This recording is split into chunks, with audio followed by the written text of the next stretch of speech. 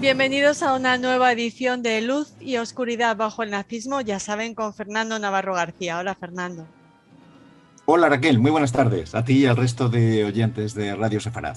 Encantados de tenerte con nosotros para seguir recorriendo ese diccionario biográfico que nos presentabas ya hace años en Radio Sefarad y que tienes la gentileza de, bueno, pues de volver a recordar en este programa poniendo voz a esas entradas de ese libro imprescindible que le seguimos recomendando y siempre lo haremos. En este caso, te vas a referir a Kurt Gerstein. ¿Por qué? Pues porque, bueno, en nuestro último programa hablamos de un personaje de oscuridad. Ujú. Tratamos en la medida de lo posible con nuestro programa de alternar personajes de oscuridad, nazis, colaboradores, asesinos, con personajes de luz, personajes que se opusieron al nazismo o que fueron víctimas del nazismo, ¿no? Por oponerse a él. Pero nos encontramos muchas veces también, lo estamos viendo esto Raquel, sobre todo en los últimos, yo te diría, 10, 15 programas, que hay muchos personajes que son grises. Es muy difícil calificar de oscuridad o de luz porque, bueno, en algún momento determinado han sido personajes bastante cuestionables, aunque al final de su vida, pues bueno, vieran la luz, si vale la expresión, y hicieran lo correcto, ¿no? Y uno de ellos es nuestro personaje de hoy, Kurt Gerstein.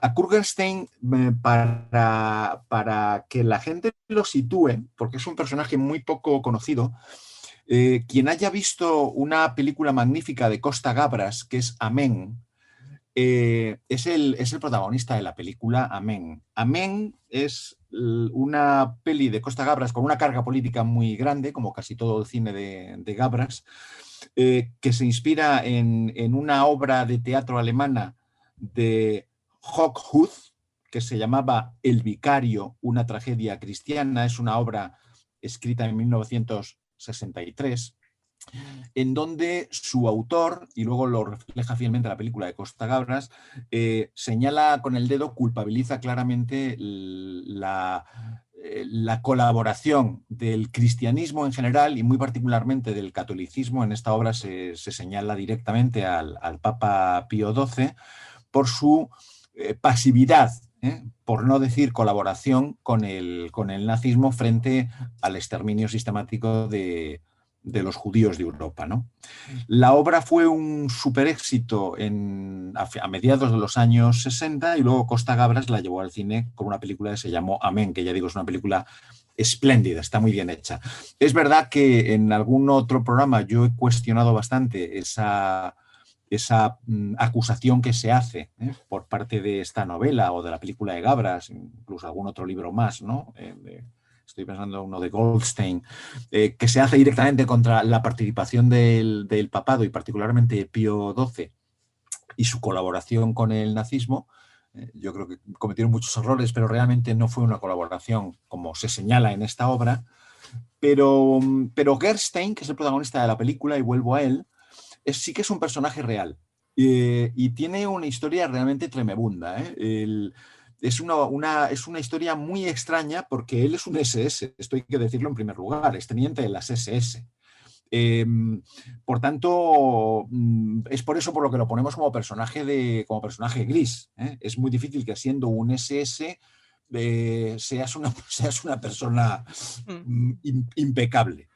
Él nace en 1905, se forma como ingeniero, trabaja como asesor de minería y desde 1925 se hace miembro del movimiento juvenil protestante, que en Alemania tiene una fuerza muy grande, y se une al Partido Nacional Socialista de los Obreros Alemanes, o sea, se une al partido nazi en mayo de 1933. Si te das cuenta, Ah, este es uno de tantos alemanes que cuando los nazis ganan, en enero de ese mismo año, bueno, pues muy pocos meses después se afilia al partido nazi, porque era la tendencia de moda, el trending topic que diríamos hoy en día si hablamos de redes sociales o de Twitter. Se afilia como tantos otros.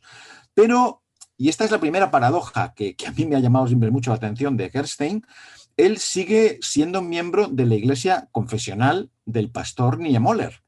que fue uno de los grandes opositores al nazismo, dentro del protestantismo. Bueno, Niemöller, para que nos hagamos una idea, y para refrescar a quienes nos escuchen, es el del famoso poema de primero vinieron a por los comunistas, como yo no era comunista, no me preocupé. Después fueron a por los gitanos, como yo no era gitano, no me preocupé. Después fueron a por tal, y el poema termina, finalmente no quedaba nadie y entonces vinieron a por mí. Bueno, esto es un poema que se le atribuye muchas veces a Bertolt Brecht. Sí, casi siempre. Así siempre. Yo es una cosa que digo, pero por favor, que alguien diga algo. No, esto es parte de un sermón de Semana Santa de Niemöller al terminar la Segunda Guerra Mundial, cuando él ya está en la Alemania dividida, en la Alemania, la llamada República Democrática Alemana. Es de Niemöller. Bueno, pues Gerstein, que es nuestro personaje de hoy, es miembro de la iglesia confesional o la iglesia confesionante del pastor Niemöller. Y desde ese punto de vista estaba muy próximo a la resistencia cristiana, en este caso protestante, a los nazis. Ya sabemos que desde el punto de vista de los movimientos de base en Alemania, los cristianos en general, protestantes y católicos, muy especialmente los católicos, esto hay que decirlo en honor a la verdad, fueron muy críticos con el nazismo. No tanto con el antisemitismo, pero sí, por ejemplo, con muchas de las campañas de eugenesia, de eutanasia que los nazis aplicaban, ¿no? Desde ese punto de vista, las iglesias cristianas fueron muy beligerantes en contra del nazismo. Y en este aspecto, Gerstein pues, fue uno de tantos miembros de la iglesia confesional de Niemöller. En el año 36 es arrestado por la Gestapo por distribuir boletines religiosos y es expulsado del partido nazi. O sea, afiliado a los nazis realmente está 3 años. Porque, como es bien sabido, los nazis tienden un profundo odio por la religión cristiana en general. Esto es un odio que comparten con el comunismo, que es la otra gran ideología totalitaria del siglo pasado. Nazis y comunistas odian particularmente al cristianismo. Yo creo que de alguna manera lo ven como un competidor en ese afán por hacerse con el Estado total, ¿no? Después de haber sido expulsado del partido nazi y arrestado por la Gestapo, se une al Departamento de Salud de las SS, en donde al parecer no indagan demasiado sobre su pasado.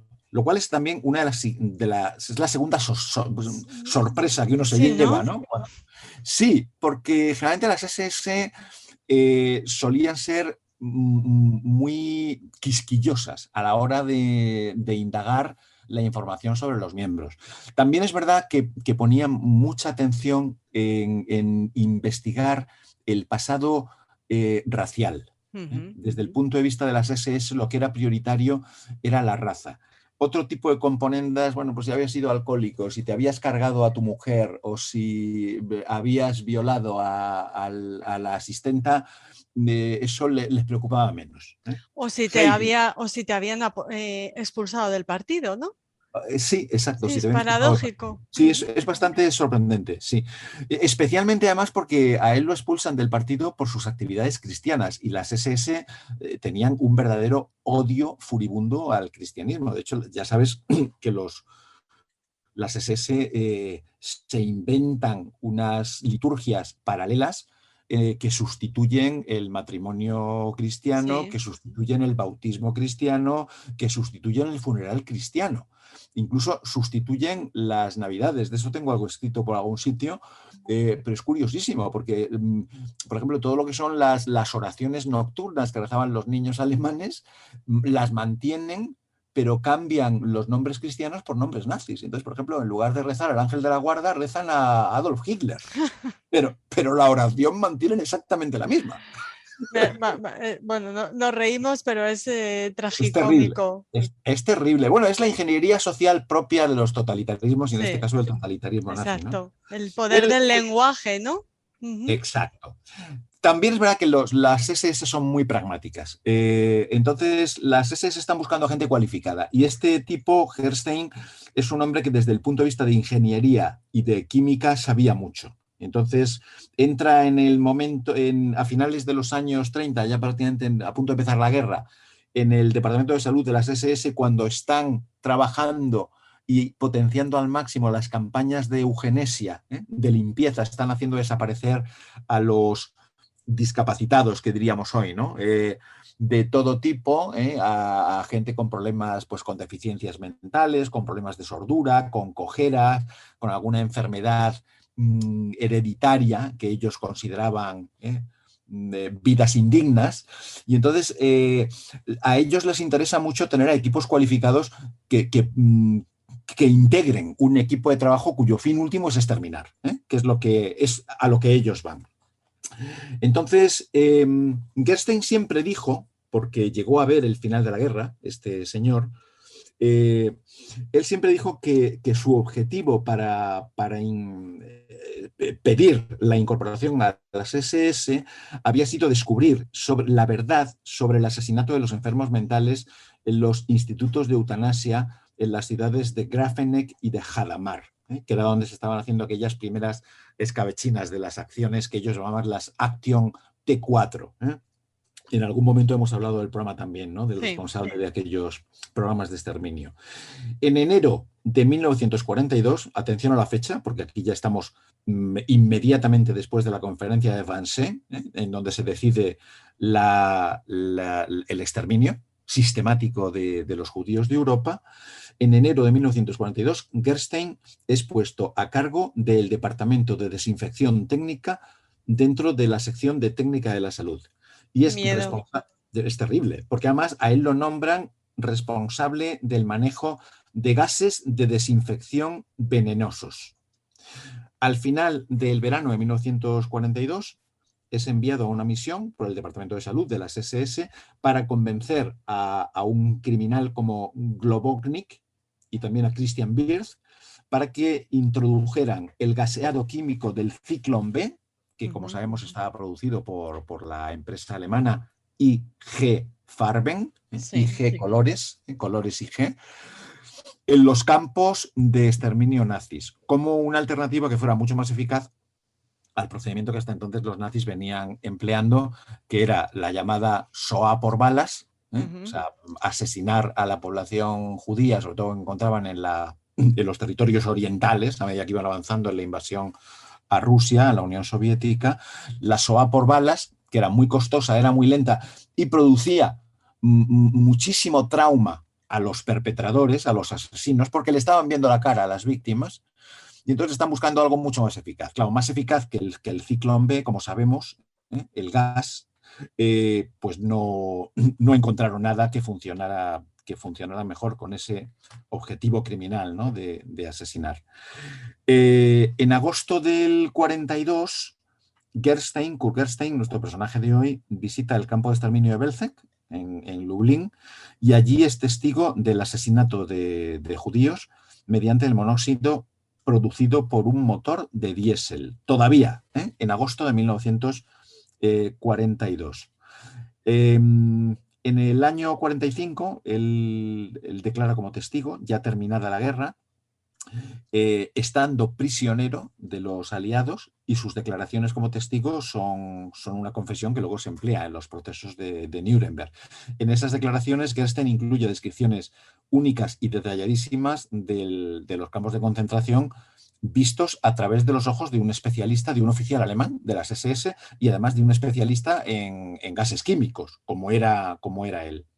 En sus declaraciones, su actividad como experimentador del Zyklon B, y aquí quiero leer literal de declaraciones suyas, dice: era desde el principio la actividad de un agente de la Iglesia confesional. Mi único deseo era llegar a comprender toda la maquinaria, se supone que de exterminio nazi, para luego exponer los horrores al mundo entero.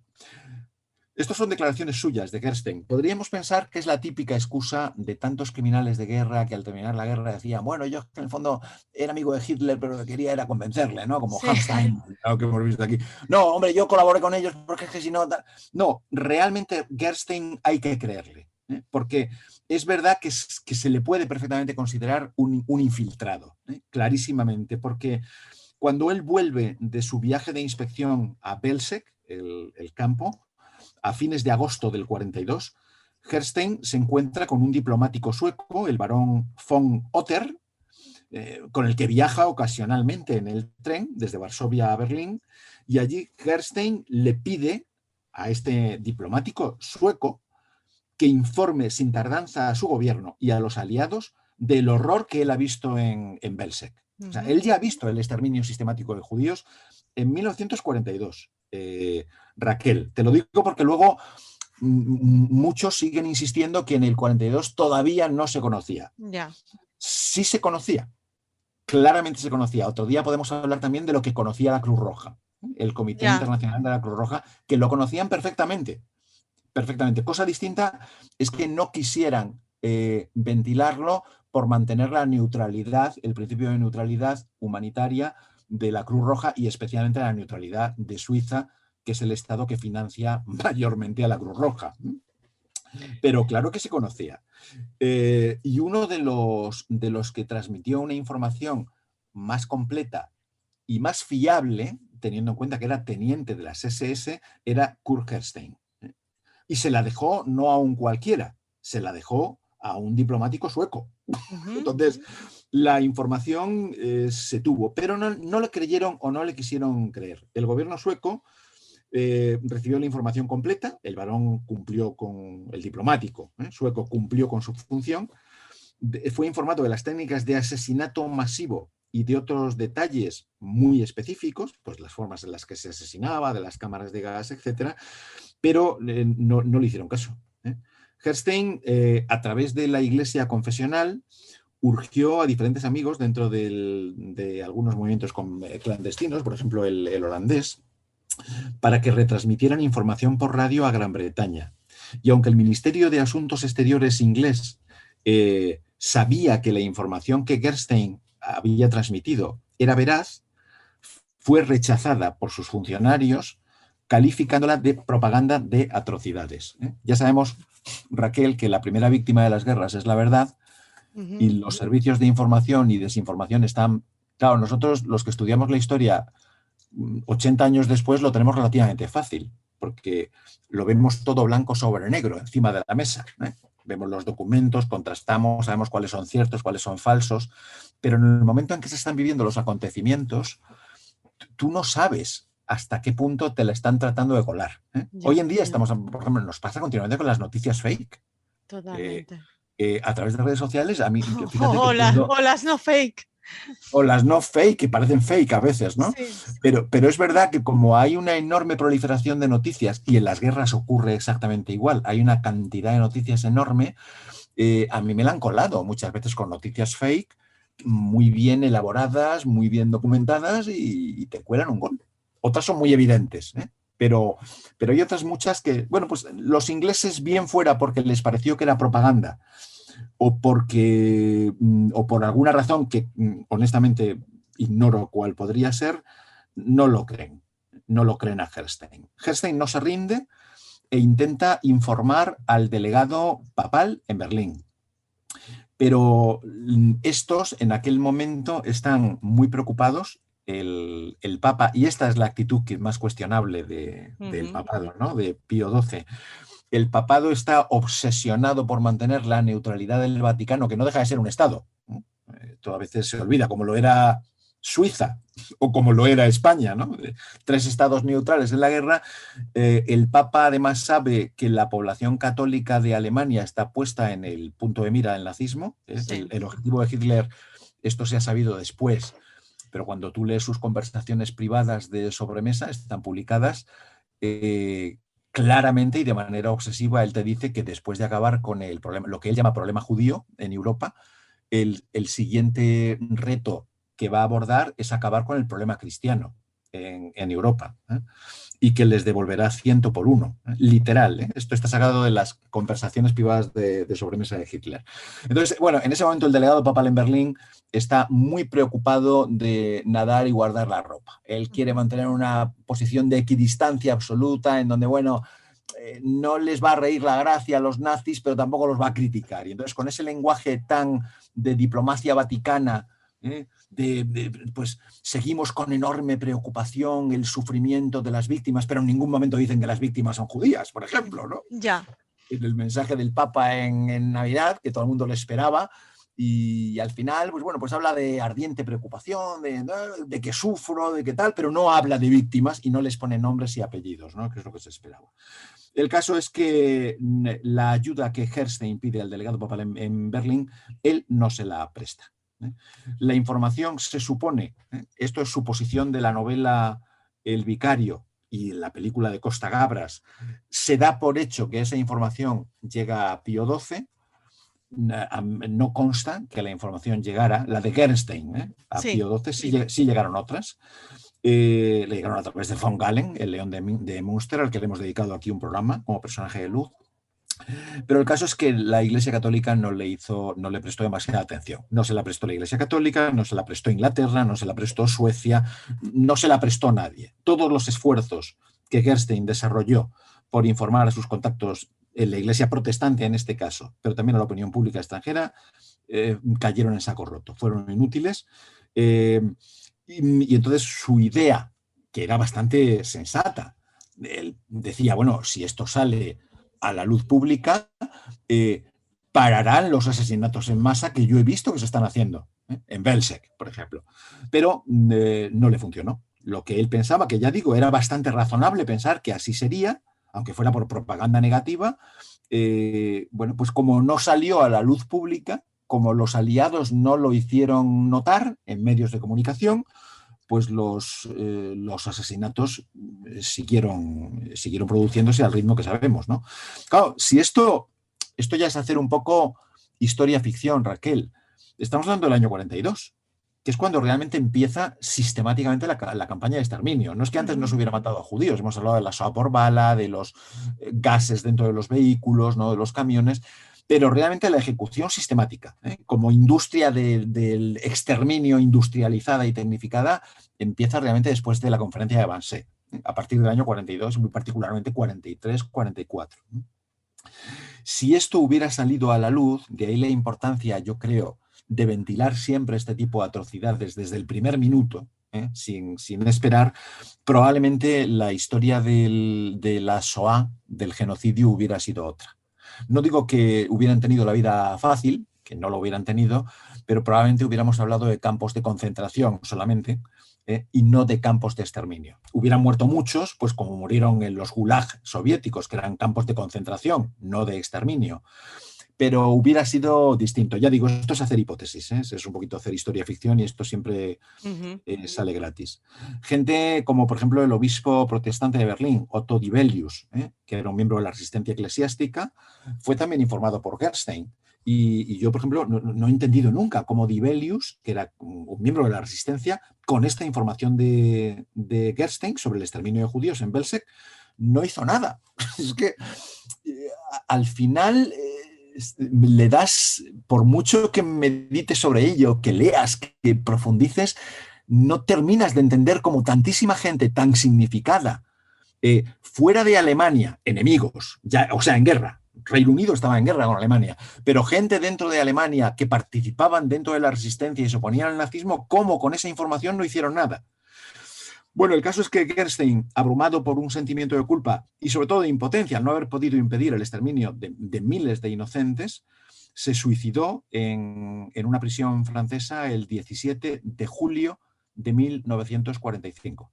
Él en prisión hizo las confesiones de las que antes hemos leído algún párrafo, contó todo lo que sabía, por eso hoy sabemos tanto de Kurt Gerstein. Si no hubiera sido pues, un nazi más que se suicidó en la celda, ¿no? Y se suicidó el 17 de julio de 1945. Él no pudo aguantar el peso de esa responsabilidad indirecta, porque yo creo que en el fondo él se sintió responsable de no haber sido capaz de que la verdad saliera a la luz, ¿no? A partir de ahí, ya muchos años después, ya sabemos, Raquel, que de la Shoah, al terminar la Segunda Guerra Mundial, de 1945 hasta prácticamente mediados de los años 60, no se escribió prácticamente nada. Se corrió un velo, pero vamos, ni en Alemania ni fuera de Alemania. Las cosas que se habían escrito, estoy pensando en Primo Levi, por ejemplo, se publicaron mucho tiempo después, o incluso aunque se publicaran, pasaron totalmente desapercibidas. Es algo de lo que no se quería hablar, ni los vencedores, ni por supuesto los vencidos. Y es a partir de los años 60 cuando vuelve a retomarse el tema,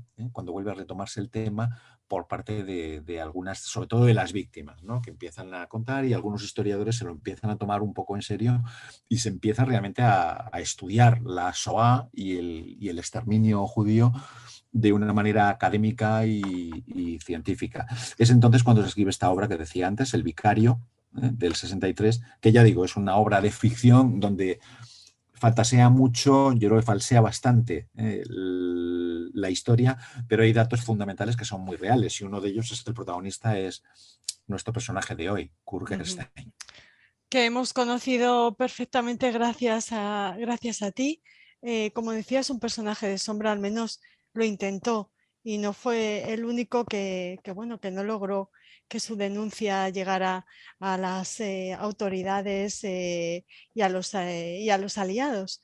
Pero Exacto. Es que, Raquel, tú lo has dicho, la palabra es lo intentó, al menos lo intentó, ¿sabes? Yo creo que la culpa, son culpables los que no lo intentan. Luego puedes intentarlo y puede salirte mal, puede no funcionar, puede fracasar, no puede tener el efecto que tú buscabas, incluso hasta puede tener un efecto perverso, ¿no?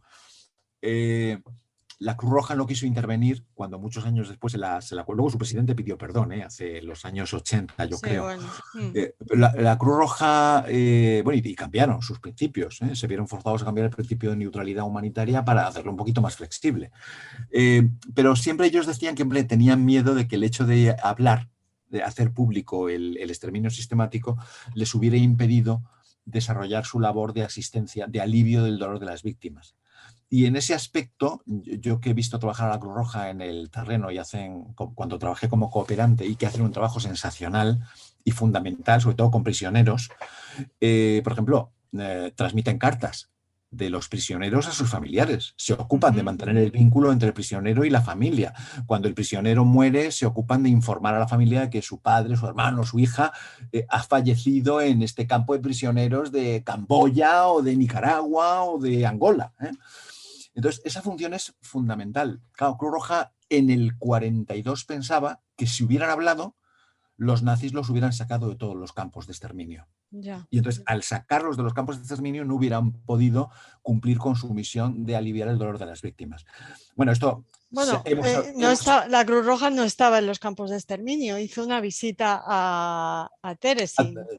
A Terezín, sí, pero había visitas de delegados, hubo visitas de delegados, lo que pasa es que a Terezín los llevaron para pasearlos, porque aquello era una especie de Disneylandia, y además fueron lo suficientemente idiotas, hay que decirlo con todas sus letras, el delegado de la Cruz Roja, para tragarse la aldea de Potemkin. Aquello fue una aldea de Potemkin de manual. Pues, aparte que Terezín no era un campo ni siquiera de concentración, era un campo de tránsito, donde se concentraba provisionalmente a... Yo he estado en Terezín, en República Checa, incluso hoy en día, es un campo de prisioneros, pero no es siniestro, quiero decir, no deja de ser una fortificación medieval, pues con viviendas, con casas, había un teatro, había cantina. A lo mejor ahí está también lo siniestro, ¿no? Claro, pero lo que pasa es que en Terezín lo que hacían era redistribuir a la población para mandarlos a Auschwitz. Lo terrorífico de Terezín es el andén del tren. Es el andén del tren, porque desde allí los mandaban a Auschwitz después de hacerles creer que iba a ser algo parecido. Porque en Terezín las condiciones eran tan buenas que los delegados de la Cruz Roja dijeron, joder, si están mejor que los checos. que es lo que es los que vinieron a decir, ¿no? O sea, les engañaron cochinamente. Vamos, estuvieron en otros muchos campos y hay informes en los que Huber, que era el presidente del Comité Internacional de la Cruz Roja, él era suizo de nacimiento, empresario, tenía información exhaustiva de lo que estaba pasando en los campos de concentración y de exterminio. Había información de los delegados territoriales a toneladas y no la quiso ventilar. Hay una reunión en Ginebra del año 41, están las actas, se pueden acceder a ellas, en donde él exige aplicar estrictamente el principio de neutralidad. No decir absolutamente nada, porque eso podría generar un problema para atender a las víctimas a las que estaban atendiendo, ¿no? Entonces, bueno, en aquel momento eso es un error terrible que se ha constatado después. Pero vuelvo a decir lo mismo, Raquel. Sí. Para nosotros desde el futuro es muy fácil juzgar el pasado. Sí, en ese momento yo muchas veces me planteo qué habría hecho yo, ¿sabes? exactamente. Y no es nada fácil, no es nada fácil. Exactamente. Nos conformaríamos quizá, Fernando, con estar en la sombra como estaba el personaje de hoy, sí, Kurt Gerstein. Exacto, exactamente. Bueno, te agradecemos muchísimo, como siempre, que nos hayas traído a uno de estos personajes de tu diccionario biográfico de nazismo y Tercer Reich, y te esperamos en el programa en el próximo programa. Perfecto, Raquel, pues será un placer estar con vosotros de nuevo. Hasta la próxima edición. Hasta entonces.